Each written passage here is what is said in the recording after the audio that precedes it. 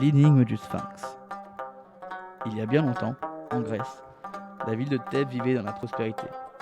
Mais un jour, un sphinx vint s'installer dans la montagne, sur le chemin qui conduisait à la ville.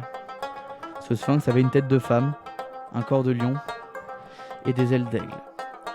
Chaque fois qu'un voyageur passait sur le chemin, le monstre lui proposait un marché. Je vais te proposer une devinette. Si tu y réponds, je quitterai le pays. Si tu ne trouves pas la réponse, je te dévorerai. Mais les voyageurs ne trouvaient jamais la réponse et ils étaient dévorés les uns après les autres. Bientôt, plus un seul marchand ne voulut prendre le chemin de la ville, plus un seul paysan ne porta ses légumes au marché. Thèbes était maudite. Un prince, qui s'appelait Oedipe, entendit parler du malheur de la ville et décida d'affronter le monstre.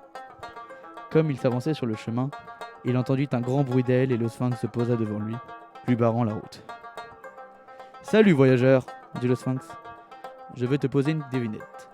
Si tu ne trouves pas la réponse, je te dévorerai comme tous ceux qui t'ont précédé. Je suis prêt, répond Oedipe. Quel est, dit le sphinx, l'animal qui marche à 4 pattes le matin, sur 2 pattes à midi et sur 3 pattes le soir? C'est l'homme, répondit Oedipe sans hésiter. Le matin, c'est-à-dire quand il est petit enfant, il marche à 4 pattes. À midi, au milieu de sa vie, il se tient sur ses 2 jambes. Et au soir de sa vie, il s'appuie sur un bâton. Tu as gagné, s'écria le sphinx en rugissant.